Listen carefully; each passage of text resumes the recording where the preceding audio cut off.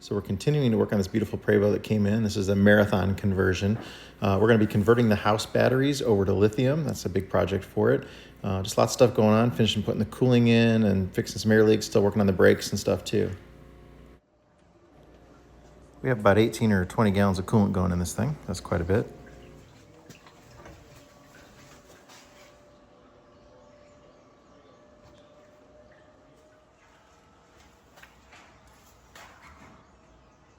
So we're taking these 6 AGM batteries out and we're replacing them with 4 lithium ion 280 amp hour 12 volt batteries, but these are hooked in series parallel, and there is a whole bunch of battery cables in here. So we're just labeling everything, what's connected to a positive, what's connected to a negative, because this positive connects to the negative down there. And then we're numbering if it's the first row batteries or the second row batteries, and then we're labeling top and bottom so we don't get any of these wiring messed up on here. We're gonna have a couple wires to eliminate because we're going from 6 batteries to 4. So we're gonna double his battery power, his usable battery power on this, and also free up about 500 pounds of weight on the coach. Gotta come up a little bit because it's in the tray. Yeah. Hitting other stuff. Oh. Just sit there. Okay.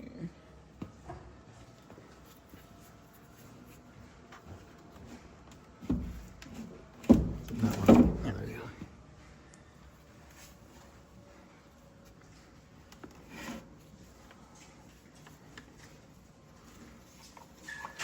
Did you get to the handle yet? Yeah. Just try not to hit those. Smack the terminals on these in here.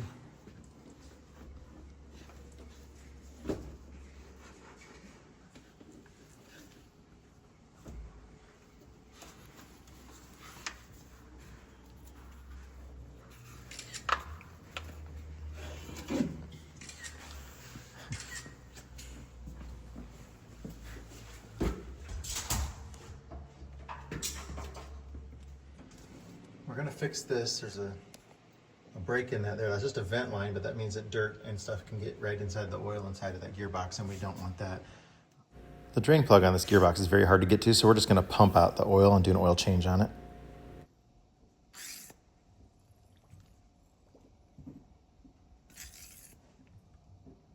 I'm all the way down in there. It's getting close to the bottom.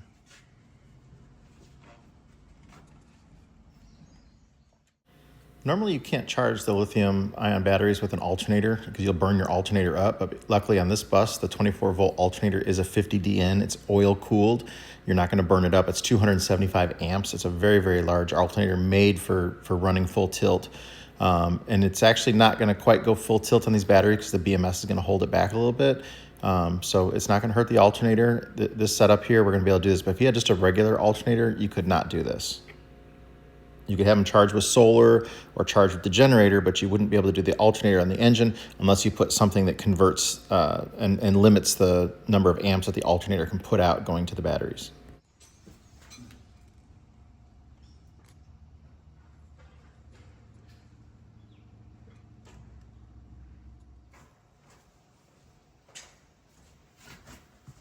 We're going to remove this label here, so you know they're not AGMs, obviously. We have this Orion just temporarily hooked up on here.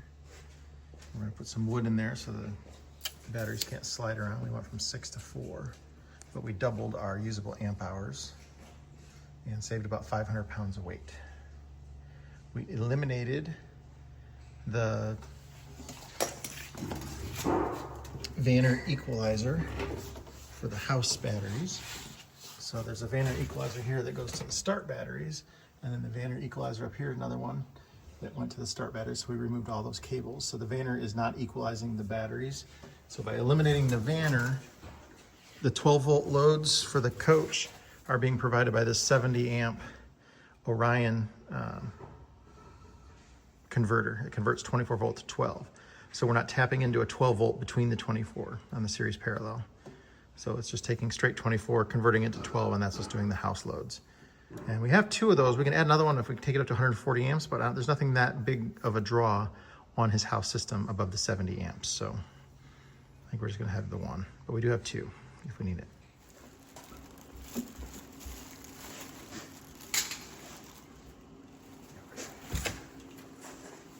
I don't know how you know which side's left or right. I guess maybe there's writing on there. Probably this is the same kind of setup in there or whatever. Hold it up next to it and we'll see how it looks. It's probably top and bottom.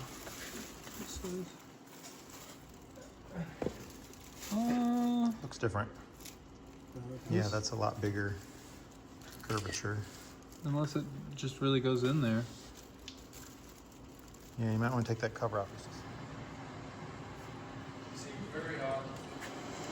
George has the ultrasonic leak detector in here looking for an air leak that we can't find. That spot I was on, even them two. This one was loud, hard to find. It's way up on a bulkhead, way up inside there in that front bay where the spare tire bay's at.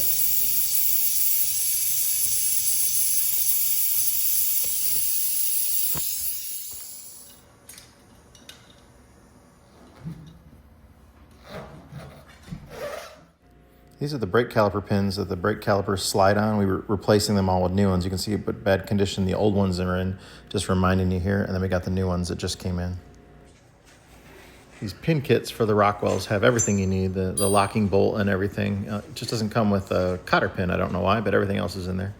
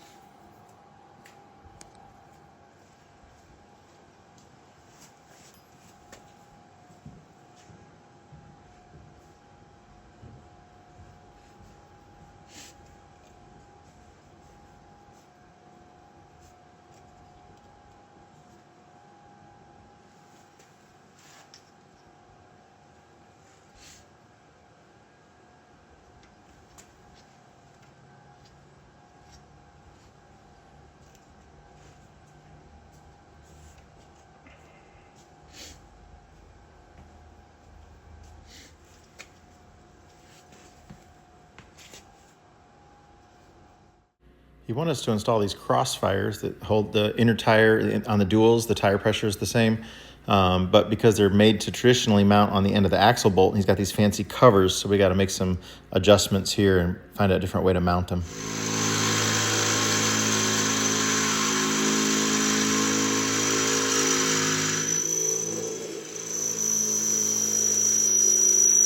The other one drilled no problem. Watch your arm, man. Don't let it slip up and hit your arm. It's gonna be hot.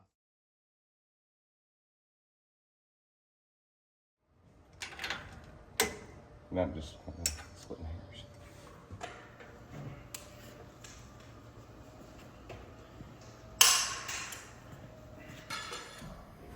The day when all the wheels go back on is a very hard day. It's very hard physical labor moving these tires around.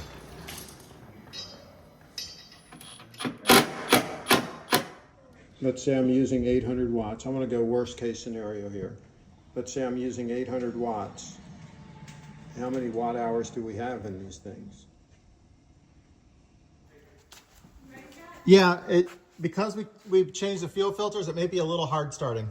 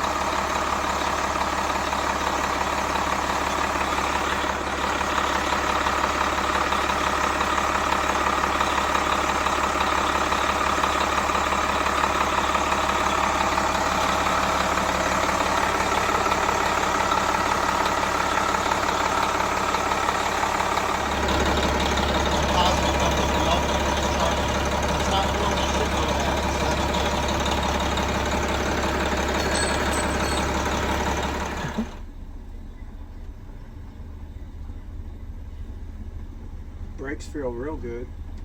Just keep an eye out on that big cedar over there and make sure you're going to clear it. I'm clear.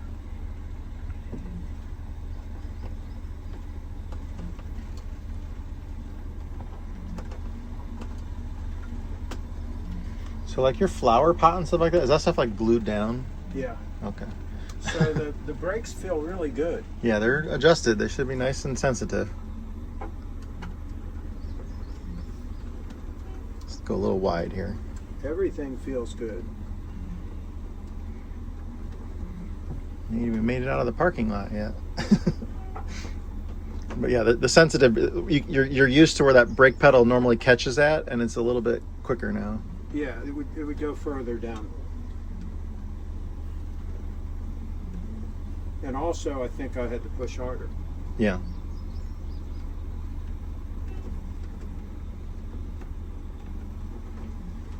Stay a little left just so you don't hit these. I gotta cut these couple trees back.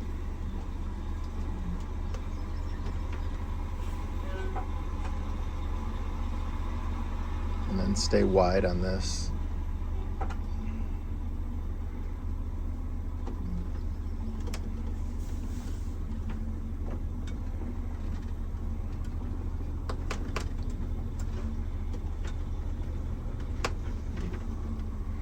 The good news is with a little bit of rain this morning, the driveway's not dusty. Yeah.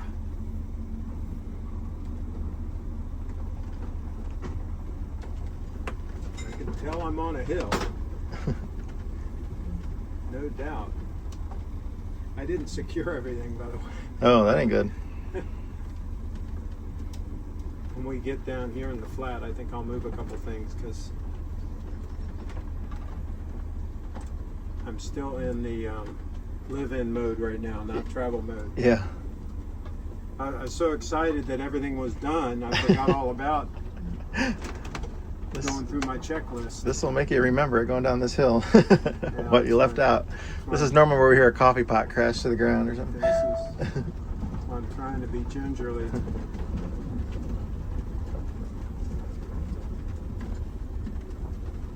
I'm going to stop here in a minute and Yep. just put a couple things in the sink that would normally fall. Why don't you clip your parking brake on while you're still rolling, just so you can feel what it feels like when it self-applies.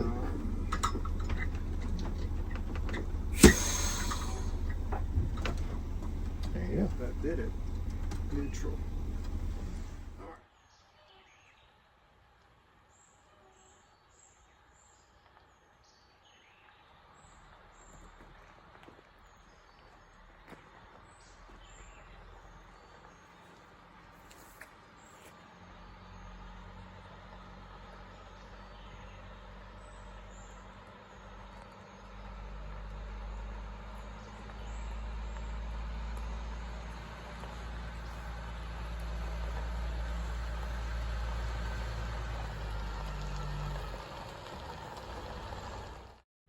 Well, we just nearly had an accident in the bus. As he pulled out, somebody was in his blind spot and almost got T-boned. It was not a good thing. Yeah, that is a difficult turn even in a normal car because they go like a bat out of hell on this road.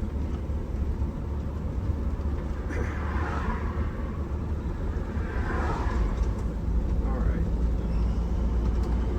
Get it up a little bit here.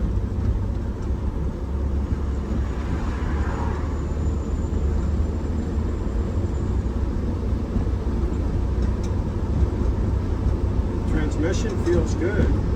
Yeah. And they got a speed trap up here, right? So Yes. I want to slow down. And let the guy pass you that's going to give you the bird. School zone, 0.4 miles.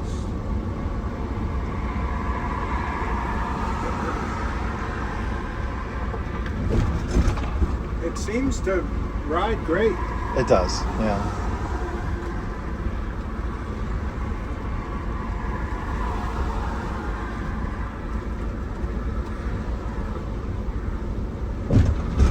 Is there anything you did that made it ride even better? Or is it my imagination?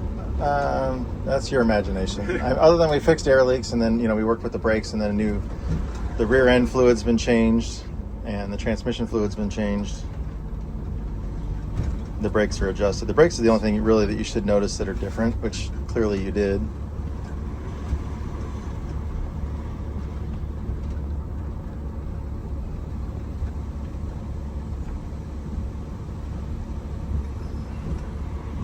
Yeah, that wouldn't have been good to get cream pulling out of your... You were very Right. close.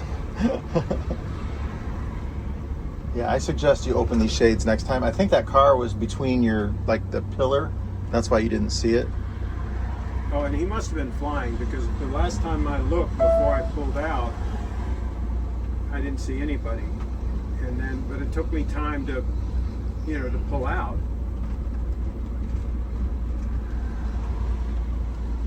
It's amazing how much traffic is on this road. Because Yeah. last time when I came up to the dollar store, I had to wait a while to be able to pull out of there. I don't know where everybody's going. They're going somewhere. And we're just going to go around the square here, right? Yeah, that's a cool van up there. I like that. It's one of those ones from Japan. I meant the one over there, that blue. Oh, I was looking at the pink Yeah. one.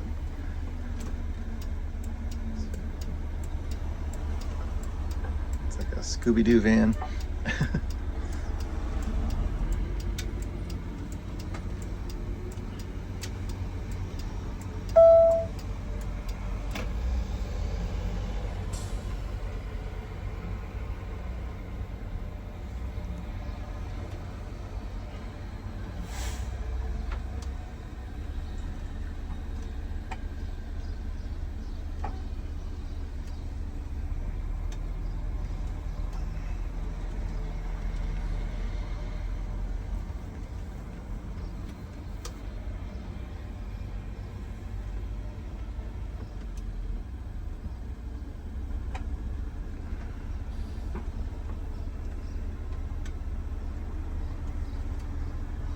Yeah, we'll shoot the temperatures on the brakes and everything. And Just, I think the power steering is definitely doing better. oh yeah, Because yeah. at low speed, it didn't like... It was a quart low, so,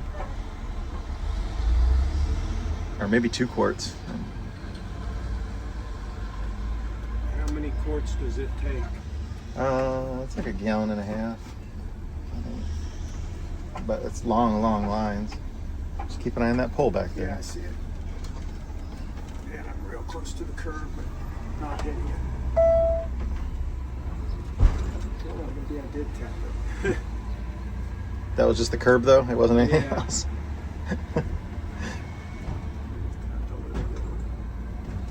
It was hard with that truck pulled all the way forward there.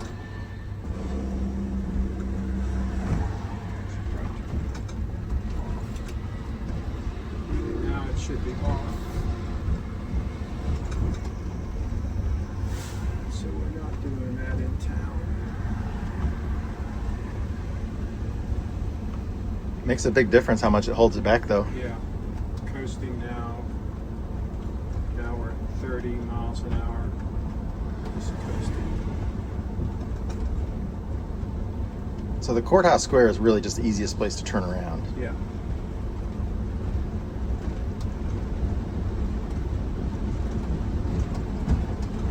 I'm gonna ask George if he can come down when I'm pulling out and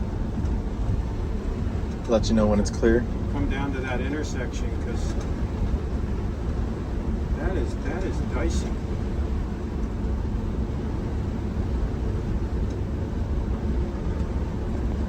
Because I swear I looked in both of those windows, I can see out, and I looked and it was clear, but then I had to look left again to make sure it was still clear left, and I should have looked right again.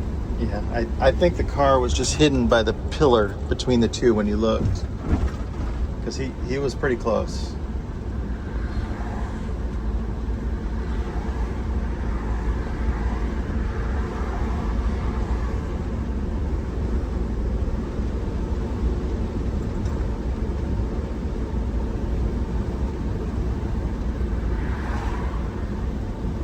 I'm at 6.44 miles to the gallon. It usually averages about 6.5. Oops. There's a little bit of car downshift.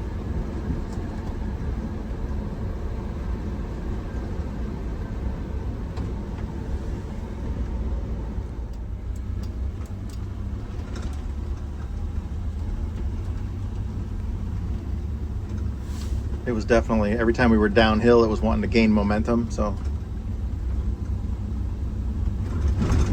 Yeah, this is pretty far to ask him to go. I think I'll just do it and just be.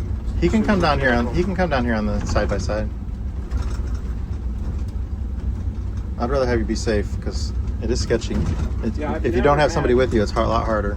I've never had a turn like that in this coach. That's a difficult intersection.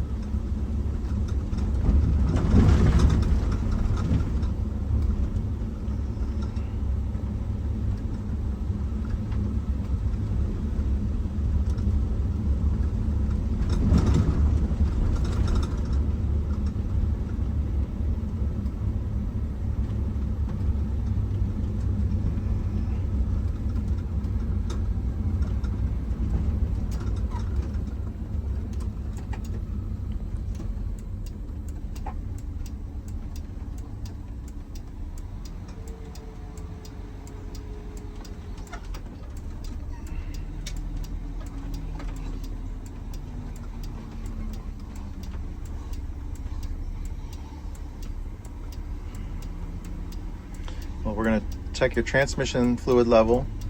We're going to walk around, check the hub temperatures, and make sure all that's good. And then I think you'll be able to go. And what I'd like to do is fill up with H2O, and while we're doing that, I can settle up with you. Okay. Yeah, it'll take me a little bit to figure out the bill. It takes a little while for this thing to take on water. Yeah, clearing that by a couple feet. Thank goodness this has really good mirrors. Yes. Because otherwise, with no backup camera, I'd really be in trouble. Again, probably hug the left side of the drive here just because of my trees. Yeah. It's even hard packed gravel on the side, so you're fine if your wheel's off of here.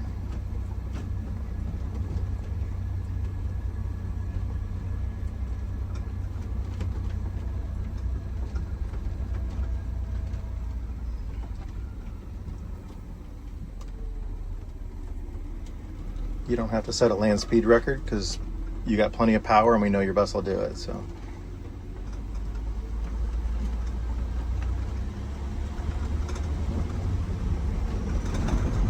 Probably going to slip a little bit at some point. it may.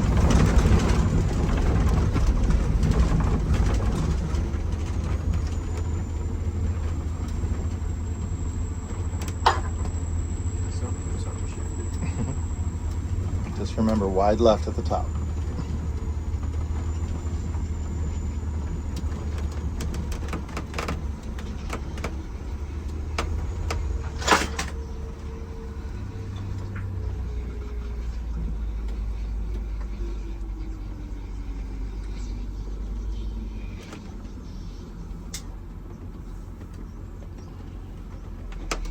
Just keep an eye on the back of George's bus there.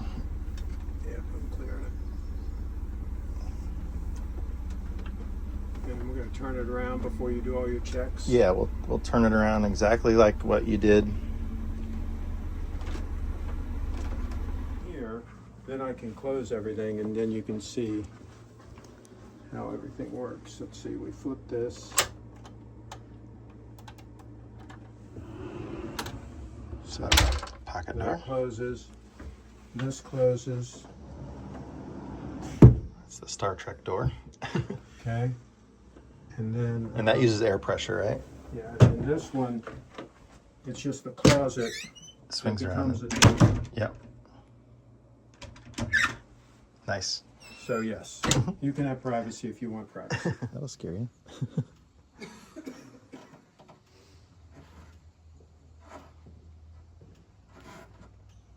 You still feel pressure behind it?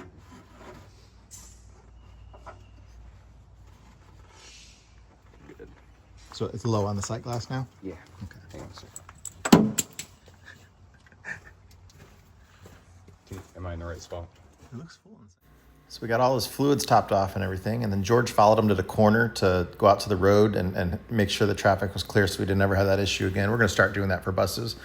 because it is kind of a dangerous intersection. But on his way home, or to Maryland, or I think we were heading, or he's going to North Carolina first, then Maryland.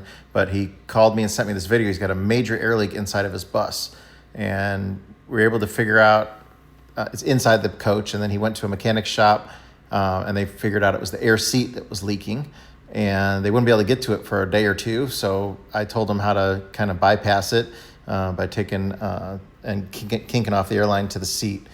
So he's able to get going. Sometimes you got to adapt on these things, but we'll show you what we did there. Not sure what this is, but it might be an air leak. It sounds like a loud noise coming from the dash area. Not sure what it is. Some buses have a shutoff valve on the airline that goes to the air seat coming like underneath the driver compartment there. This one did not. We did a FaceTime to confirm that. But you can just take the airline, you can kink it and throw a pair of vice grips on it. That'll stop an air leak to the air ride seat. So you wouldn't have an air ride seat anymore, but you would fix the air leak that you can safely drive it then. And if you don't have vice grips, you can also kink it and use like a zip tie and wrap around and make that tight on that airline, and that'll stop an air leak too. Probably do a couple zip ties just to be extra safe on there. But yeah, if you put it back a little bit further there and then pull it tight, it'll seal up an air leak where you can get where you're going from A to B. Otherwise, I also recommend you carry extra fittings and stuff with you too, but you just never know. You got to be able to adapt on a bus and figure out what you can do to get from A to B.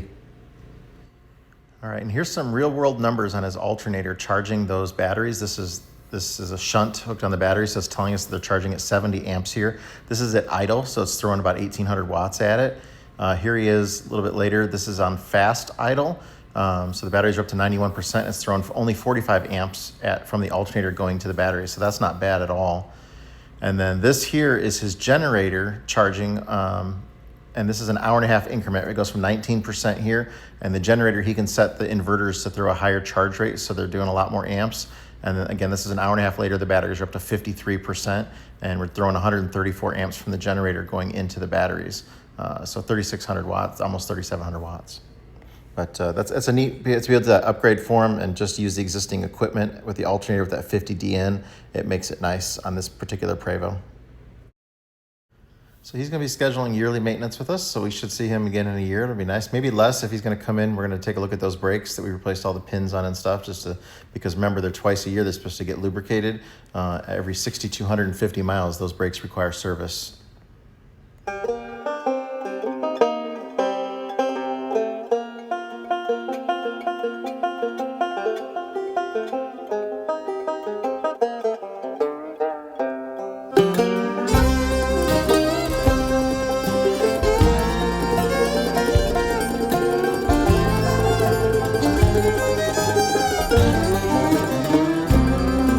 See that white smoke rising up the holler through the trees, and from a mile away you can hear them play as they climb that hill with ease.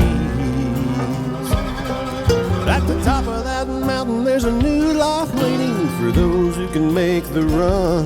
If they can make it to the top, Scott will put them in the shop till their new life has begun.